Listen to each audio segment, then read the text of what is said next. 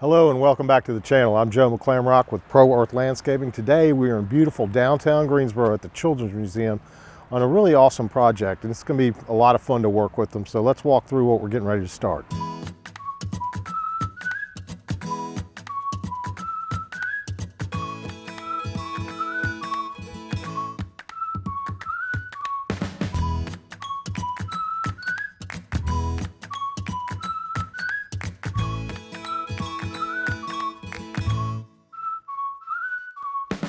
We're going to come in and take these pathways out. They're all washed out, worn down. We're going to actually remove approximately 95 to 100 tons of material, haul that off, and bring in crushed screenings that we will put back into the path.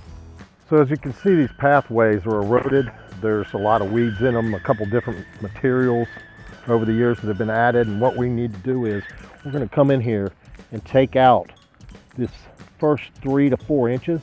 And underneath that is a base of 57 stone, which is the actual base for the original pathways. So we're going to leave that rather than taking all that out.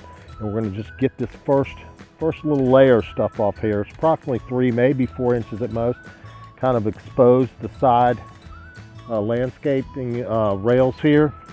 Get these out, and these are approximately 4 inches tall anyway. So we'll be getting towards the bottom of these, then coming back in with the crushed screenings, putting those in, tamping it every couple of inches, and getting it back up to where these pathways are clear and look a lot better, and that'll go along with the new greenhouse that they just built. And when spring comes and everything's growing in, it's going to look beautiful. We're doing a full excavation of all of the pathways down to this subgrate here, getting down to this stuff.